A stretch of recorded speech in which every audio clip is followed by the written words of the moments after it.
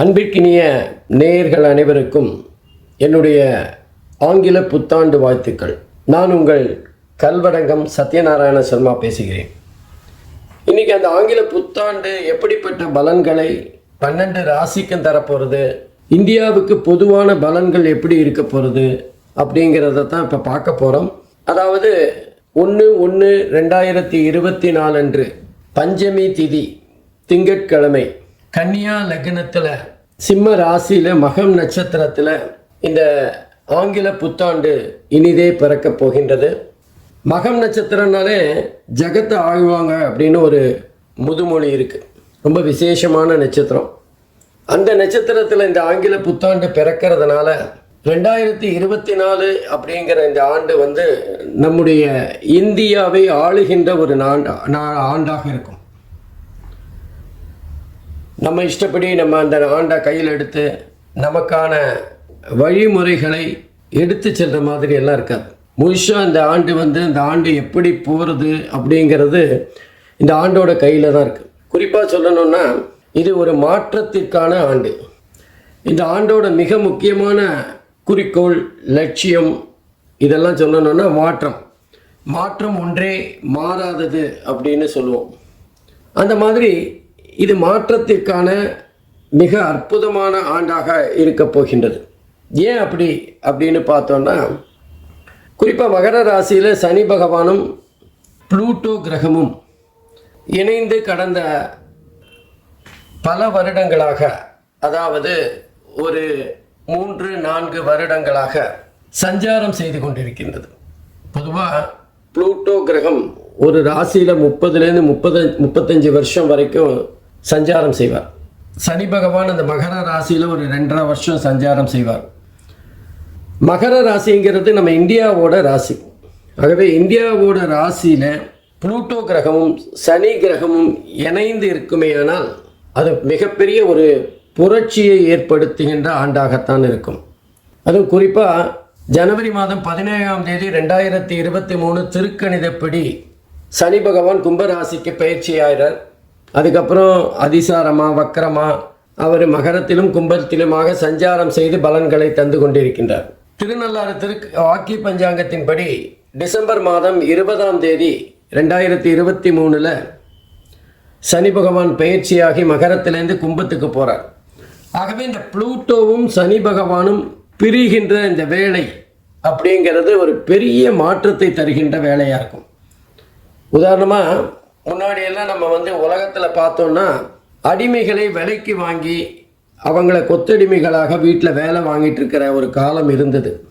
இந்த அடிமை கொத்தடிமை போன்ற விஷயங்கள் எல்லாம் அழிக்கப்பட்டது. இந்த மாதிரி சனியும் புளூட்டோவும் ஒரே ராசியில் சஞ்சாரம் செய்து பிரிகின்ற அந்த வேலை தான். ப்ராட்டஸ்டன்ட் அப்படிங்கிற ஒரு பிரிவு கிறிஸ்தவர்களிடம் இருக்கின்றது. அந்த ப்ராட்டஸ்டன்ட் வருவதற்கான காலமும் இது மாதிரி ஒரு ராசியில் புளூட்டோவும் சனியும் இருந்து பிரிந்து சென்ற காலம்தான். அப்போ எந்த நாட்டுக்கு உரிய ராசியில் அந்த புளூட்டோவும் சனியும் சஞ்சாரம் செய்து பிரிகின்றார்களோ அந்த நாட்டுக்கான பலன்களை அவர்கள் தருவார்கள். அப்படி பார்க்குறப்போ மகர ராசிங்கிறது இந்தியாவோட ராசி. இந்தியா ராசியிலேருந்து சனி பகவான் பிரிஞ்சு புளூட்டோலேருந்து பிரிஞ்சு வெளியில் போகிறார் கும்பத்துக்கு.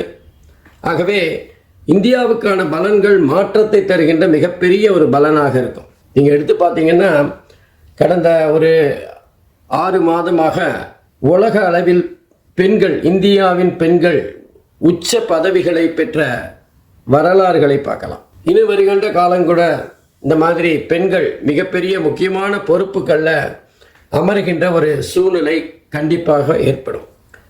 எப்பெல்லாம் இந்த மாதிரி ஒரு புளூட்டோவும் சனியும் சேர்ந்திருந்து பிரிந்து செல்லுகின்றார்களோ அப்போல்லாம் ஒரு புரட்சி வெடிக்கும். அப்போ ஏதாவது ஒரு மிகப்பெரிய கொடுமைகள் அகன்று நன்மைகள் நாட்டுக்கு கிடைக்கும். அந்த மாதிரி ஒவ்வொரு 30 வருஷமும், அதாவது இனி இந்த சனியும் அந்த புளூட்டோவும் சந்திப்பதற்கான வருடங்கள் அப்படின்னா திரும்ப ஒரு அந்த சனீஸ்வர பகவான் கும்பத்திலோ மீனத்திலோ திரும்பவும் சந்திக்க வேண்டி வரும். அப்பவும் கூட அது இந்தியாவோட ராசியாக இருக்காது.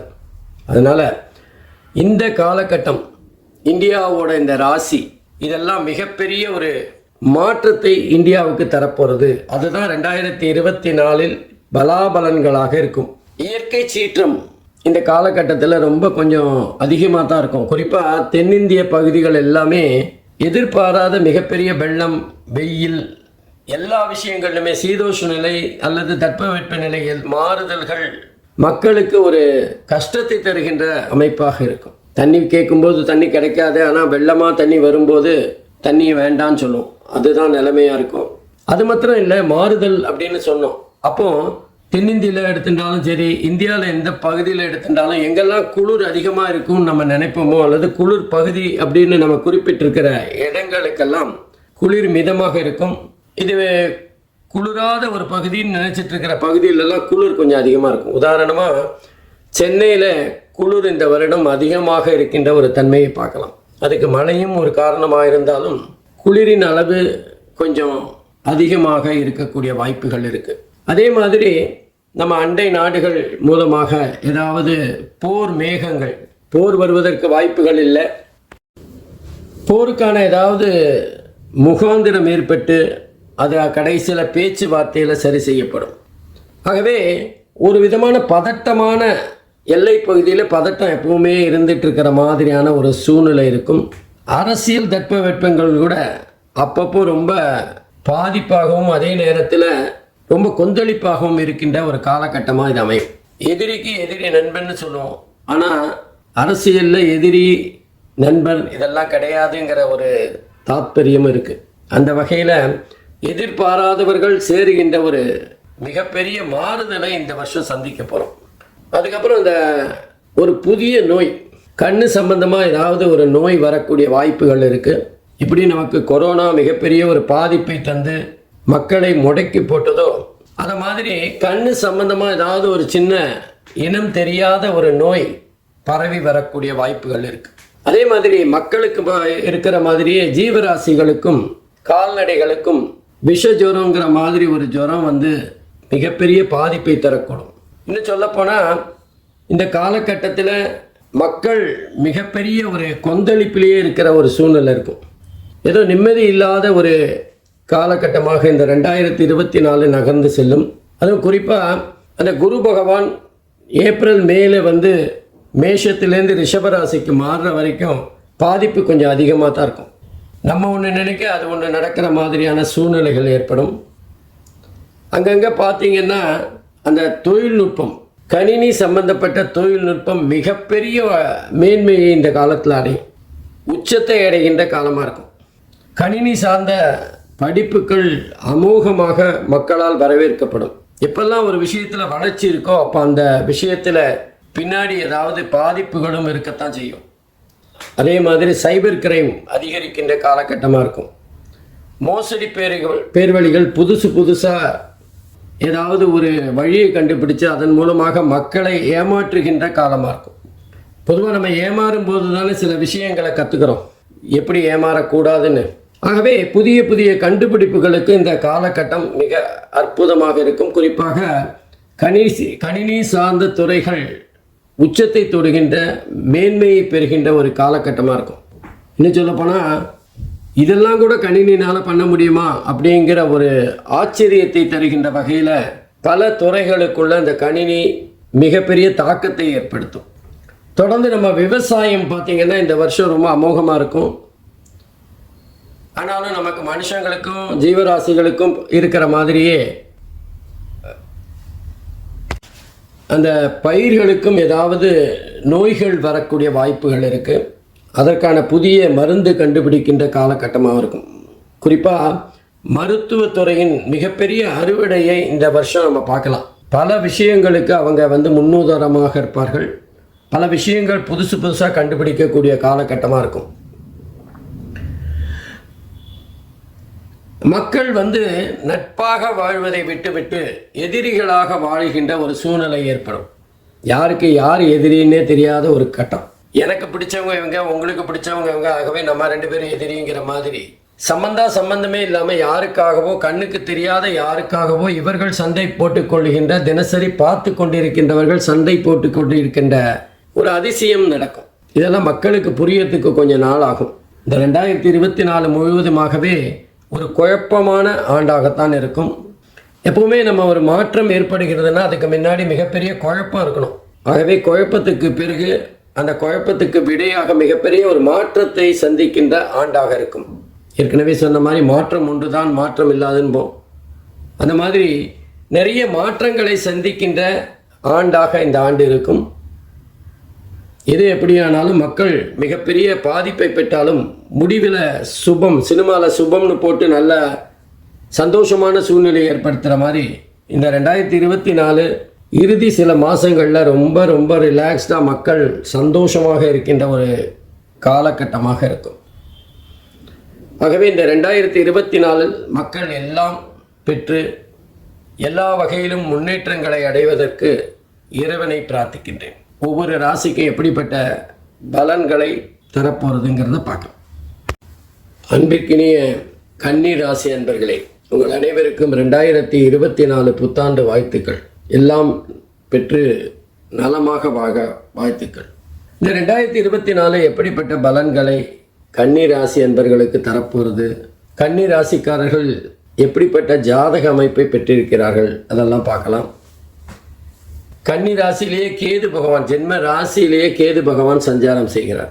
6வது இடம் என்று சொல்லப்படுகின்ற ருணருத்ர ரோகஸ்தானத்தில் சனி பகவான் சஞ்சாரம் செய்து பலனை தர இருக்கின்றார்.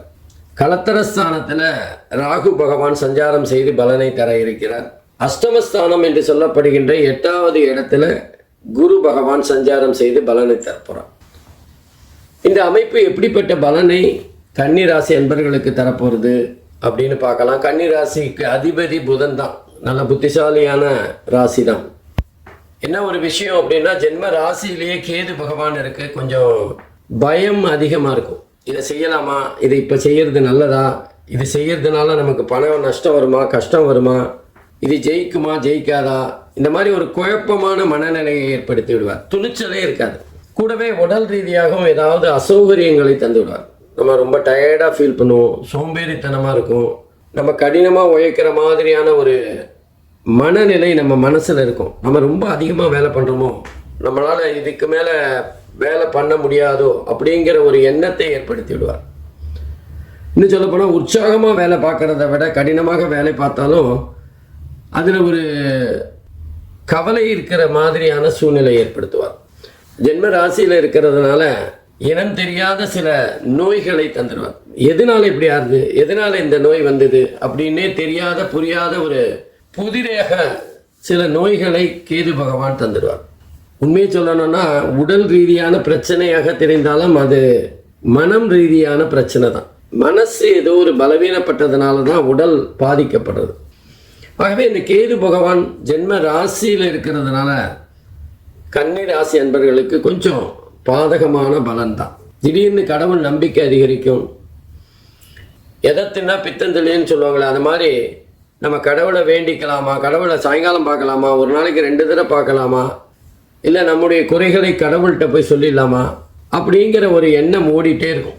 ஒருவேளை நம்ம 2 வருஷத்துக்கு முன்னாடி வேண்டின அந்த வேண்டுதல் நிறைவேற்றாதனால தான் இந்த கஷ்டமெல்லாம் வருதோ அப்படிங்கிற நினைப்பு வரும். நீண்ட நாட்களாக நிறைவேறாத அந்த வேண்டுதலை கட்டாயமாக நிறைவேற்றுகின்ற சூழ்நிலை ஏற்படும். இஷ்ட தெய்வம், குலதெய்வம் எல்லாத்தையும் அதிகமாக வணங்குகின்ற ஒரு பயம் மனசில் வந்துடும். அடுத்தது 6வது இடத்துல சனி பகவான் ஆட்சியாக கும்பராசியில் உட்காந்துருக்கார். பொதுவாக சனி ராகு கேதுவுக்கு 3, 6, 10, 11 ஆகிய இடங்கள் நல்ல பலனை தருகின்ற இடம். அப்போ 6வது இடத்துல ருணருத்ர ரோகஸ்தானத்தில் சனி பகவான் சஞ்சாரம் செய்கிறதுனால ரொம்ப அற்புதமான பலன்களை பெற போகிறார்.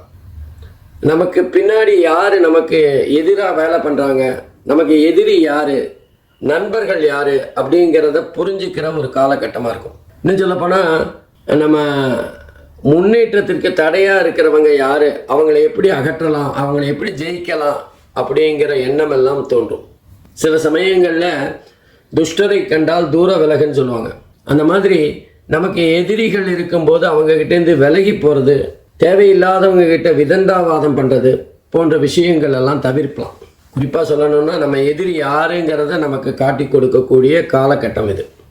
அதே நேரத்தில் நம்ம தொழிலில் நல்ல ஒரு முன்னேற்றம் இருக்குது, ஆனால் கையில் காசு தான் இல்லை, நம்ம இன்னும் கொஞ்சம் மூலதனம் போட்டால் நம்மளுடைய வியாபாரம் பெருகக்கூடிய வாய்ப்பு இருக்குது அப்படிங்கிற யோசனையெல்லாம் வரும்போது கையில் பணம் இல்லாத அந்த கஷ்ட காலத்தில் கடன் வாங்குவதற்கான ஒரு எண்ணமாகவும் அது அந்த கடனை வாங்கி தொழிலை விருத்தி பண்ணுறதுக்கு ஒரு சந்தர்ப்பமாகவும் இந்த காலகட்டம் அமையும். கடன் கொஞ்சம் வாங்கினாலும் சொத்து சேர்க்கறது, பொருள் சேர்க்கறது, ஆபரணங்கள் வாங்கிறது, நிலம், வீடு, மனை போன்ற விஷயங்கள் வாங்கிறது, இதெல்லாம் இந்த காலகட்டத்தில் நடக்கும்.